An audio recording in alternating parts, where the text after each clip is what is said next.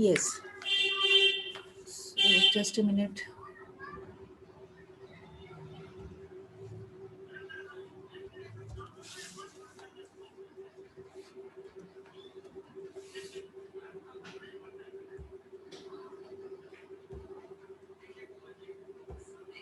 Riddhi ma'am, now you are the host of the meeting.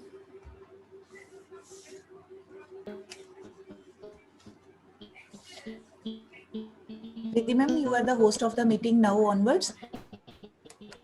Yes, Riddhi. So, we are going ahead with our chapter Indian economy from 1950 to 1990, right? In this chapter, there are many things which are to be discussed. Firstly, we have discussed that different types of problems were faced by our economy at the time when we got freedom from the Britishers, 1947. And then in order to solve those problems, which problems are there? Various central problems, what to produce, how to produce, for whom to produce, these type of problems. So in order to tackle these problems, planning commission was formed, and as per that planning commission, it was formed in 1950. So as per this planning commission, this was also known as Central Planning Authority. Okay, so now that Central Planning Authority, they made different 5-year plans for the country, and the first plan started from 1951 onwards. Already table is with you. I hope you remember the duration also. So 1951 onwards, first 5-year plan, second, and so on till 1990. By the time 1990 came, we have been able to cover 7 5-year plans. In between, various annual plans were also there. Then we have discussed about various objectives of planning. Objectives of planning means long-term objectives. And which were those long-term objectives? One was growth or increase in GDP. Second, we have done equity, modernization. Then we have done this equity, then self-reliance, yeah, self-sufficiency. And last one was full employment. Okay? Jahan tak we have already done. Then yesterday we started that uh, this uh, uh, this success of our planning, that was to be assessed, because whenever any plan is made, any effort is made, then we need to check whether have we been able to get some fruitful result from that planning or not, whether this planning has proved to be a successful planning or unsuccessful planning. So now we have to discuss these things with regard to three aspects. And which are those three aspects? One, we have to see the achievements with regard to agricultural sector, our Indian agriculture. Second, we have to see the achievements of planning with regard to our industrial sector. And thirdly and lastly, we have to discuss, we have to check and understand this success of planning, success or failure, both sides are there, with regard to foreign trade of India. Okay? Out of these three, yesterday I have started with the first one, that was achievements with regard to agricultural sector, right? अब achievements में क्या आ जाएगा हमारे पास में यहाँ पर? We have said that immediately after the independence, our government took special attention, paid special attention, and took special measures to reform our agricultural sector. For that, two broad categories of reforms were introduced, as you can see, and yesterday also you have seen which were those broad categories of reforms. One is called institutional reform, also known as land reforms, and second one is called technical reforms, or that is popularly also known as green revolution, or the same is also called new agricultural strategy. Sometimes in some books the words are written new agricultural strategy. तो यही है green revolution. The same is also, you can note down, green revolution या technical reforms, और the same is new agricultural strategy. ठीक है, उसी को ही बोल देते हैं. तो ये हमने करना है. Out of this, yesterday I told you about the institutional reforms, means land reforms. क्या होते हैं land reforms? Which are taken to change the ownership of land. Now change the ownership का मतलब ओनरशिप में क्या चेंज करना है, means land should go, land was to be taken from the hands of intermediaries, zamindars, landlords, and then it was to be given to the actual tillers of the soil. जो सिर्फ नाम के मालिक हैं उनसे जमीन लेकर के that was to be given to the actual tillers, जो सच में फार्म्स पे काम करते हैं, हार्डवर्क करते हैं, उन फार्मर्स को, उन पीजेंट्स को जमीन का ओनरशिप देना। This process was known as land reforms. So out of land, there are 5 land reforms, but in our syllabus only 2 are there. Otherwise I tell the names. One was end of intermediaries या abolition. Abolition word का मतलब end. Abolition of intermediaries or zamindari system.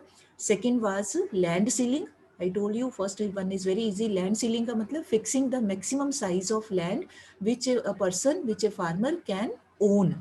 Maximum limit of land which a person मतलब here we are talking about farmers. तो maximum limit of, maximum size of land holding which could be owned by a farmer, that was called, that system was called this land ceiling.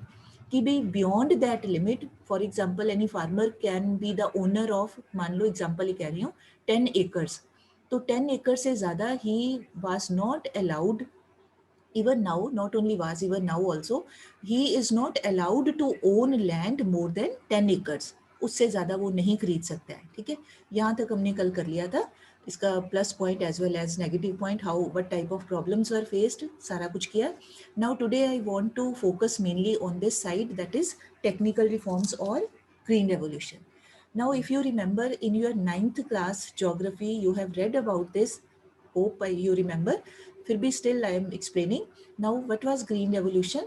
Green revolution means in the decade of 1960s, especially after 1966, there was immense increase, excessive increase in the yield of land, and that in which field, in the field of agricultural crops.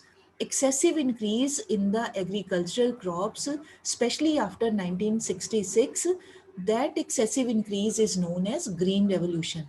Green color, this word is associated with crops, greenery, है ना, greenery का मतलब agricultural crops. तो क्योंकि excessive एकदम से increase हो चुकी थी या हुई एट दैट टाइम, इस करके बिकॉज उसके पहले इतनी ज़्यादा प्रोडक्शन नहीं होती थी, तो जब कोई ऑल ऑफ ए सडन कुछ एकदम से बढ़ जाता है तो that phase is known as revolution. जैसे don't take it personally, otherwise I am saying, मान लो कोई बच्चा है, his performance in the test is not fine, every time he scores very less marks, है ना, 100 में से मान लो 10 मार्क्स आते हैं, 20 आते हैं, बस इन बिटवीन दिस 10-20 वो इतना ही रहता है।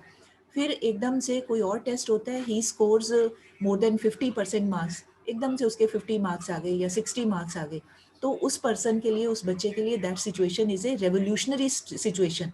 तो उसकी लाइफ में तो बड़ा चेंज आ गया, he would be very happy, obviously anyone will be happy कि भाई एकदम से इंक्रीज हो गई, तो वो एक रेवोल्यूशनरी फेज के तौर पे that would be known that phase. तो ऐसे ही यहाँ पर एग्रीकल्चर में when excessive increase in the food grain production took place, तो that phase was known as green revolution. बाद में उसी को ही कह दिया गया कि टेक्निकल रिफॉर्म है। Now behind this excessive increase many causes were there, many factors were responsible, वो भी हम करेंगे साइड बाय साइड। तो हमारा कंट्री का सिचुएशन क्या थी, पहले हमारा कंट्री जो है, more than 70%, 75% people were engaged in agriculture, but land productivity was very less, and vast majority of the farmers, they were quite poor farmers, and moreover there was lack of irrigational facilities. Majority of people, they were depending upon monsoons, on rainfall for irrigating their fields. matlab this type of problems were there in our agriculture. But what happened, if you remember, in 1962, India fought a war with China, Indo-China War in 1962, and in that war, India got defeated. And after that, in 1964, our first Prime Minister, he died, Pandit Nehru, he died in 1964.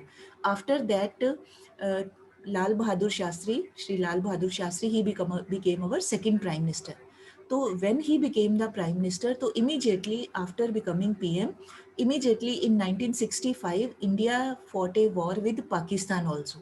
And in that war, India was victorious. तो कहने का मतलब है कि immediately 60s के decade में आते ही, enter करते ही, इंडिया की situation was very tough situation, एक तरफ फूड ग्रेन्स की शॉर्टेज थी, we can say scarcity of food grains was there. India had to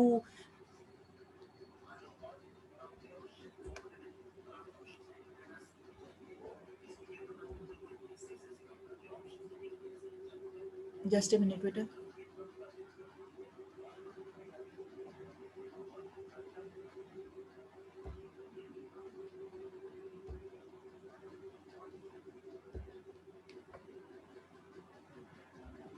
So India had to import food grains from America especially, and from other countries also, but America was our main food. We were importing from America mainly. Then there was a problem of this wars also. So our economy was in a very problematic situation. So at that time, Shastri ji, he gave a slogan, very popular slogan, Jai Jawan, Jai Kisan. है ना. तो jawan word is associated with army, kisan word is associated with the peasantry of the country, कि भाई दोनों की जय का मतलब है कि दोनों की प्रोग्रेस इज रिक्वायर्ड. तो here we don't have to talk about army, we have to remain confined towards agriculture side only. ठीक है. तो एट दैट टाइम फिर क्या किया गया, हमारे जो एक एग्रीकल्चरल स्पेशलिस्ट पर्सन थे, doctor MS Swaminathan. If you have seen, I have sent a video also in your class group today in the morning. Later on you can see if not seen. तो doctor MS Swaminathan he saw कि America के एक एग्रोनोमिस्ट है. एग्रोनोमिस्ट होता है जो agriculture के field में रिसर्च करते हैं. नॉर्मन बरलॉग करके उनका नाम था. तो उन्होंने देखा डॉक्टर स्वामीनाथन ने कि उन्होंने डॉक्टर नॉर्मन बरलॉग जो है वो उन्होंने एक्सपेरिमेंट किए हैं with regard to HYV seeds, high yielding variety seeds को लेकर के. उन्होंने मैक्सिको कंट्री में, अमेरिका में, फिलीपाइंस में एक्सपेरिमेंट्स किए. तो रिजल्ट वाज दैट कि there was immense increase in wheat production, कि नए तरह के सीड्स को यूज़ किया, हाई यील्ड देने वाले सीड्स को यूज़ किया. यील्ड का मतलब होता है productivity, per unit of area productivity of land. तो उन सीड्स को यूज़ करके excessive increase in food grain, in especially in wheat grain, that took place. तो फिर उन्होंने उनको इनवाइट किया, उनकी हेल्प से यहाँ पर भी रिसर्च वगैरह किया, सब कुछ किया. Lot of research was undertaken in the agricultural universities. तो high yielding variety seeds were developed, उनको यूज करके फिर those seeds were used firstly in Punjab. सारे कंट्री में एक साथ यूज नहीं किया गया. Those HYV seeds were firstly used in Punjab, Haryana. At that time, ये 1966 के पहले की बात हो रही है. तो eight that time Punjab, Haryana, Himachal all were together, एक ही स्टेट थी पंजाब. ठीक है. तो अभी के लिए कह सकते हैं पंजाब हरियाणा. तो वहाँ पे they made use of those seeds. And then उसके बाद फिर राइस के फील्ड में दो फील्ड्स में स्टडी की. एक पहले किया, much attention was paid to wheat, उसके बाद में राइस को. तो व्हेन रिजल्ट्स वर सीन, तो ये देखा गया कि with the help of those HYV seeds and along with those seeds it was required to make use of the chemical fertilizers also. Seeds अकेले काम नहीं कर सकते थे, they were to be used as a package. Package का मतलब होता है कई सारी चीजें इकट्ठे यूज करना. तो seeds were, HYV seeds were used, along with those seeds chemical fertilizers were used, along with those fertilizers pesticides, insecticides जो sprays होते हैं in order to kill the this pests and insects, वो use किए गए. Now all these things could be able to produce more if along with all these things more and more water was to be given to land. Without irrigation, ये HYV seeds ये सारा कुछ they were not able to work. So lot of water was required. Irrigational facilities were required. जैसे आप किसी पौधे में आप फर्टिलाइजर तो डाल देते हो, पानी डालते ही नहीं, तो बिना पानी डाले आपका प्लांट ग्रो नहीं करेगा. तो ऐसे ही ये सीड्स तभी सक्सेसफुल हो सकते थे, ये फर्टिलाइजर्स तभी सक्सेसफुल हो सकती थी if in great quantity more than sufficient water was required उनके प्रोडक्टिव होने के लिए. तो ये सारा कुछ किया गया. तो पैकेज प्रोग्राम था HYV seeds, chemical fertilizers, pesticides, insecticides as well as irrigational facilities. ठीक है. ये सारा and mechanization also. Mechanization means spread of this use of this machinery, specially tractors and threshers, ये सारा कुछ भी यूज किया गया. तो as a package program all this new technology was adopted in the agricultural field. तो उसका result हुआ कि 1966 में एक्सेसिव इंक्रीज हो गई, हमारे फूड ग्रेन बहुत ज़्यादा बढ़ गए. So earlier India, which was an importing country, now it has seen a wonderful and tremendous increase in food grain. Now India came in a situation when food grains were not to be imported. Self-sufficiency was there, matlab this type of picture was coming to the forefront कि भी India was becoming a self-sufficient country with regard to food grains. इस करके ये green revolution को इतनी importance दी जाती है कि इसने हमारे कंट्री को सेल्फ सफिशिएंट बनाया. किस में बनाया? फूड ग्रेन्स में बनाया. क्यों फूड ग्रेन इंपॉर्टेंट है? Because food grains are a primary product needed by all the people of any country, as well as now we did not have to to spend our precious foreign exchange on the import of food only. तो एक तरह से ये बड़ा एक revolutionary step था eight that time. ठीक है. अच्छा, अब है कि ये जो ग्रीन रेवोल्यूशन हुई थी, इसका 2 phases है. In your book it is written 2 phases were there. 2 phases कौन कौन से थे? एक था मिड 60s से लेके मिड 70s तक, 1960 के मिड से लेके मतलब 65 ऑनवर्ड 1975 तक. तो इनिशियल फेज में जो direct positive benefits of this green revolution were seen, they were in the field of wheat and rice. Mainly ये 2 क्रॉप्स गॉट बेनिफिट. ठीक है. एंड जो स्टेट्स थी, main states which got benefit, they were Punjab, Haryana, Tamil Nadu, Andhra Pradesh. ये 3-4 states में positive effects were seen because of this adoption of this new technology. Out of these 4 states, even Punjab, Haryana specially, ये बहुत, and western UP area, यहाँ पर ज़्यादा देखा गया इसका positive impact. Let me show you one map also. Just a minute.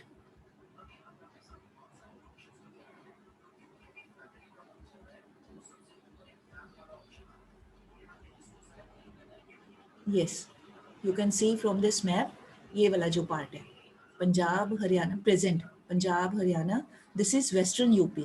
UP is a very, Uttar Pradesh is a very vast state, very large size state. तो इसका जो पार्ट टुवर्ड्स इधर हरियाणा एंड दिल्ली साइड पे लगता है ना, cardinal direction you have red in 6th class in your geography. तो ये साइड जो है, this is called western UP. ठीक है.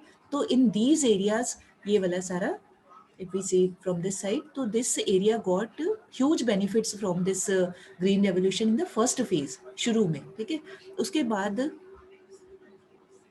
में क्या हुआ, फिर इसके जो इफेक्ट्स है सेकंड फेज में, फिर इसके इफेक्ट्स बाकी की स्टेट्स में भी हुए. तमिलनाडु, ये तमिलनाडु में, आंध्र प्रदेश में, बाकी जगह पर भी इसके इफेक्ट्स हुए, बट शुरू में यहाँ पर मेन स्टेट्स में. उसके बाद इनिशियल फेज में जो 60 से 70, मिड 60 to 70 फेज थी, वहाँ पर main 2 crops were there, wheat and rice, but later on along with wheat and rice फिर बाकी की क्रॉप्स पे भी इसका पॉजिटिव इम्पैक्ट देखना शुरू हो गया. मतलब बाकी की क्रॉप्स के लिए भी HYV seeds were made available. मेज, मक्की जो होती है, मेज, देन बाजरा, शुगर केन, ये सब चीज़ों के लिए भी ये मेन क्रॉप्स है. तो इन क्रॉप्स के लिए भी positive impacts were seen with the effect, with the help of this green revolution. मतलब researches were made and other crops also got benefit and other parts of the country also got benefit. ठीक है. तो इस करके ये इसको 2 phases में भी स्टडी कर लिया जाता है. Now India no longer was a food importer, rather it came into a situation of being a food exporter country. इतना ज़्यादा होना शुरू हो गया कि now we could be able to export to other countries. तो this was all about this green revolution. अब है कि इसकी achievements क्या थी. अगर हम देखें कोई भी जो न्यू स्ट्रेटेजी होती है, पॉलिसी होती है, प्रोग्राम होता है, तो उसके क्या अचीवमेंट्स हो सकती हैं, क्या उसके नेगेटिव इम्पैक्ट्स हो सकते हैं. तो here in the book this type of heading is not given, but explanation is okay. But you can understand from the angle of 2 headings. One is this, we can say positive impacts of green revolution and negative impacts of green revolution. ठीक है. ऐसे वो आ सकते हैं, या achievements of green revolution and shortcomings of green revolution. ठीक है. दोनों तरह से क्वेश्चन कैन बी देयर. तो पॉजिटिव नेगेटिव इम्पैक्ट या achievements and shortcomings of green revolution. अब अचीवमेंट्स क्या हुई? अचीवमेंट्स हुई, first was commercialization of agriculture. Now I hope you know the meaning of the terms commercial and subsistence. Subsistence होता है when farmers grow crops only for meeting the needs of their family. अपनी consumption के लिए. But commercial क्या होता है, when thinking is this कि we have to sell this crop in the market and we have to earn as much money as possible, we have to get profit. तो commercial purpose के साथ में now cultivation was taking place. Farmers wanted to increase their income. तो large scale पे when production was taking place, तो obviously they were having surplus food with them. Surplus grain है, बहुत ज़्यादा प्रोडक्शन हो गई, तो कितना घर के लिए रख लेंगे. तो सारी फसल अपने घर के लिए थोड़ी सारा साल खाते रहेंगे. इतना ज़्यादा एक्स्ट्रा प्रोडक्शन हो रही थी. Now where to what to make with that surplus production. Now that surplus production was available with the farmers to be sold in the market. Means अगर हम सिंपल वर्ड्स में कहें तो this term is called now farmers were left with marketable surplus. मतलब they were having sufficient grains with them which could be sold in the market after meeting their own family needs. घर के लिए रखने के बाद बाकी का maximum amount they could be able to sell in the market. जो बेचा जा सकता है दैट इज कॉल्ड, उसके लिए term is used marketable surplus. ठीक है. जैसे मान लो आपके फील्ड पे, मान लीजिए जस्ट एग्जांपल 20 केजी प्रोडक्शन हुई है. 20 केजी प्रोडक्शन में से 5 KG you keep for your family. सारा साल ग्रेन चाहिए, मतलब उसको पिसवा के आटा बनाते हैं, जो भी है घर के लिए रख लिया. रेस्ट ऑफ द 15 केजी उसको क्या करना है, 15 KG will be known as marketable surplus. कि भी आप उसको you can sell in the market. अच्छा, अब उस मार्केटेबल सरप्लस में excessive increase was taking place. तो farmers were very happy, their income was increasing. तो ये हुआ इसका फायदा कमर्शियलाइजेशन का. ठीक है. उसके बाद है increase in production and productivity. So ये सारा you can see other picture, you can see on the net also. तो जो प्रोडक्शन थी that increase many fold and productivity of land. मतलब जैसे पर हेक्टेयर लैंड पे मान लो पहले अगर प्रोडक्शन होती थी 10 केजी की, अब with this green technology, green revolution technology, अब प्रोडक्शन होनी स्टार्ट हो गई मान लीजिए 17 केजी. तो ये जो 7 केजी का डिफरेंस आया, that means there is increase in productivity, पहले से ज़्यादा प्रोडक्शन होना. तो ग्रीन रेवोल्यूशन में क्योंकि सारे ये बेटर एक पैकेज प्रोग्राम में एवरीथिंग वाज बीइंग यूज्ड, तो productivity of the land also increased multiple times. ठीक है. Then obviously if many things were there to be done in the farms, तो obviously employment among the people that was also increasing. लोगों को भी काम मिलता है. किसी ने जब ज़्यादा काम घर पे आ जाता है, फार्म्स पे आ जाता है, तो ज़्यादा लेबर वाज रिक्वायर्ड, सारी चीज़ों की ज़रूरत पड़ती है. तो single farmer can not do all the things himself. वो कहे कि किसी का बहुत बड़ा फार्म है, वो कहे मैं सारा काम आप ही करता हूँ, इट इज़ वेरी डिफिकल्ट. फसल को काटना है, सीड्स डालने हैं, ये so many things are there to be done. तो when this type of prosperity was coming, तो there was need for more labour also. Although use of machinery also increased a lot, but along with that use, especially in Punjab, Haryana side, there was demand for labor also at the time of sowing, at the time of harvesting. ठीक है. Sowing का time होता है जब बीज डालते हैं, harvesting का टाइम होता है जब क्रॉप को काटते हैं, वो हार्वेस्टिंग का टाइम. ठीक. उसके बाद फिर फार्मर्स की income, this I have already told, farmers की इनकम इंक्रीज्ड क्योंकि वो बहुत ज़्यादा ग्रेन्स मार्केट में सेल कर सकते थे, तो their income was also increasing. Prosperity was coming to them. Prosperity होता है फाइनेंशियली ग्रो करना, ज़्यादा इनकम का होना. तो they were growing financially, they were very happy, prosperous, richness was coming to them. And then India became a self-sufficient country with regard to food production. And then lastly, industrial development was also taking place because of this green revolution. अब कैसे industrial development was taking place, now you can see from these two pics directly. ये जो machine है, tractor है, tractor के पीछे all these tools are being used. ये नीचे ये स्प्रे कर रहे हैं, ये सारा कुछ कर रहे हैं. तो ये कहीं ना कहीं ये कोई फार्मर्स तो नहीं बनाते हैं ट्रैक्टर्स को. ट्रैक्टर्स के जो टायर्स हैं, जो भी पार्ट्स यूज़ होते हैं, ये पाइप्स यूज़ होती हैं, ट्यूबवेल्स हैं, मशीनें हैं, पंपिंग सेट्स हैं, ये सारी चीज़ें कहाँ, और वेरियस एग्रीकल्चरल टूल्स हैं. तो where were these tools and machines getting manufactured, they were being manufactured in the industries.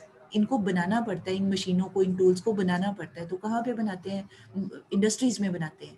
तो as our agricultural progress was moving ahead, it was growing side by side, all those industries which were producing things, machines which were to be used in agriculture, those type of industries were also prospering, they were also growing. क्योंकि जो सामान की, जैसे आप example लो, अगर number of students बढ़ता है country के अंदर, तो किन चीज़ों की डिमांड ज़्यादा होगी? ज़्यादा रजिस्टर्स, नोटबुक्स की डिमांड होगी, ज़्यादा पेन पेंसिल की डिमांड होगी, ज़्यादा बुक्स की डिमांड होगी। जो चीज़ें स्टूडेंट्स को चाहिए उन चीज़ों की ज़्यादा डिमांड होगी। तो कहीं ना कहीं वो चीज़ों को बनाया जाएगा, तो कहाँ बनाया जाएगा? फैक्ट्रीज़ में, प्रिंटिंग प्रेसेस में कॉपियाँ बनाई जाएंगी, किसी फैक्ट्री में पेन पेंसिलें बनाई जाएंगी, तो उन उन फैक्ट्रीज़ की भी प्रॉस्पेरिटी होती है। तो ऐसे ही एग्रीकल्चर के डेवलप होने के साथ ही साथ जो इंडस्ट्रीज एग्रीकल्चर में यूज़ होने वाले टूल्स को, इक्विपमेंट्स को मैन्युफैक्चर करते थे, तो वो चीज़ें भी उनकी भी जो इंडस्ट्री थी that was also growing a lot. ठीक है, उसके बाद है, अब है इसकी शॉर्ट कमिंग्स क्या है, कि ऐसा नहीं कि हर एक चीज़ के only positive impacts are there, every coin has two sides. तो दोनों तरफ ही पॉजिटिव भी होता है तो नेगेटिव भी होता है। अब नेगेटिव इफेक्ट्स क्या पड़े ग्रीन रेवोल्यूशन के? नेगेटिव इफेक्ट्स ये पड़े, सबसे पहले क्या हुआ, जो स्मॉल एंड बिग फार्मर्स थे, बिग फार्मर मतलब those who are having more land, ज़्यादा बड़े फार्म्स थे। स्मॉल फार्मर्स का मतलब जिनके पास, स्मॉल कोई फिजिकली स्मॉल बिग नहीं, बिग का मतलब those who are having more land holding, more size of land holding, and small का मतलब those who are having less land holding, छोटे खेत थे जिनके जिनके बड़े थे ये। तो difference between those farmers that increased a lot, because this green revolution, इसका जो बेनिफिट था that was available mainly to the large farmers. ये सारे आप देखो, ये ट्रैक्टर, मशीनें, ये सीड्स, बढ़िया सीड्स, ये all these things are very expensive. तो कौन से लोग were able to make use of these technology, this type of technology? Those who are big landlord type of farmers. Landlord तो नहीं कहेंगे, बट बिग फार्मर जिनके पास capital थी, money था, पैसे थे, only they were in a position to buy all these things. तो जो आम स्मॉल फार्मर्स थे, they were not having much money with them, they were poor farmers या middle income type of farmers, so they were not able to spend on the purchase of these expensive seeds and making arrangement of irrigation, tube well, tractor, yes, fertilizer, they were not able to buy। तो दोनों के बीच में gap बढ़ना start हो गया, rich farmers rich होते गए और पुअर फार्मर्स वो बेचारे, क्या हो गया उनको, they were also trying to imitate. तो उस चक्कर में they found themselves in a debt trap, कर्जे लेने स्टार्ट कर दिए, मनी लेंडर से या ट्रेडर से या लैंडलॉर्ड से पैसा उधार लेना स्टार्ट कर दिया। आपने 10th में पढ़ा हुआ है ना, नॉन इंस्टीट्यूशनल सोर्सेज। तो those non institutional sources, they were charging very high rate of interest from those small farmers. तो resultantly what happen, those farmers were caught, अगर by chance next year crop ठीक नहीं होती है by chance, तो they were not able to repay that loan back. So then ultimately, where did they find themselves? They found themselves in a debt trap. तो ये जो कर्जों वाला जाल है तभी से स्टार्ट हुआ, जब ये एक्सपेंसिव चीज़ें आनी स्टार्ट हुई। ठीक है, उसके बाद था पेस्ट्स के अटैक का भी देयर वाज रिस्क। जब ये फर्टिलाइजर वगैरह यूज़ होती हैं, जो सीड्स है ना, ये HYV सीड्स, वो अट्रैक्ट करते हैं, मतलब क्योंकि genetically they have been modified, कुछ ना कुछ आर्टिफिशियल तरीके से उनमें चेंज किया गया है बाय ह्यूमन एफर्ट्स। तो उनमें पेस्ट अटैक होने का खतरा भी, रिस्क भी ज़्यादा होता है। तो पेस्ट अटैक अगर हो जाता है तो सारी, जैसे आपने कई बार न्यूज़ में you would have heard, locust attack हो गया, टिड्डी दल बोलते हैं ना उसको, लोकस्ट को, कि टिड्डी दल ने हमला कर दिया, सारी फसल को खा लिया, खराब कर दिया। तो वो ऐसे अटैक होने का भी ज़्यादा चांसेस होते हैं। तो उनके कंट्रोल करने के लिए फिर ज़्यादा स्प्रेज की ज़रूरत पड़ती है, इंसेक्टिसाइड या पेस्टिसाइड्स की। तो उस तरह के भी खर्चे फार्मर्स के बढ़ गए। ठीक है, उसके बाद है लिमिटेड क्रॉप्स, कि मेनली ये green revolution it impacted mainly wheat, rice. उसके बाद ये दो सबसे ज़्यादा इनके ऊपर पॉजिटिव इम्पैक्ट हुआ। उसके बाद मेज़, बाजरा, ऐसी क्रॉप्स के ऊपर भी पॉजिटिव इफेक्ट हुआ, बट सबसे ज़्यादा इफेक्ट दो क्रॉप्स को ही हुआ, व्हीट एंड राइस को। And if you remember, these two crops are cereal crops. I hope you remember in 10th class you have read about cereal crops होती हैं, बीवरेज क्रॉप्स होती हैं, फाइबर क्रॉप्स होती हैं, फ्रूट्स वेजिटेबल्स होते हैं, horticultural crops होती हैं। तो इन सब तरह की वैरायटी ऑफ क्रॉप्स में से सबसे ज़्यादा बेनिफिट हुआ ये जो वी अपना ग्रेन क्रॉप्स है, सीरियल क्रॉप्स हैं। अब देखो, वीट भी सीरियल क्रॉप है, राइस भी सीरियल क्रॉप है, मेज़ भी सीरियल क्रॉप है, मक्की जो होती है वो भी खाने के काम आती है ना, ग्रेन के तौर पे यूज़ होती है। तो मेनली ग्रेन जो क्रॉप्स हैं, they got benefit from this green revolution. फिर उसके बाद regional imbalance increased. Regional imbalance होता है कि कुछ states they became very rich as an after effect of this green revolution. Which states were those? Punjab, Haryana, Tamil Nadu, Andhra Pradesh, but comparatively उसमें से भी Punjab Haryana. And rest of the states of the country they did not get much of the benefits.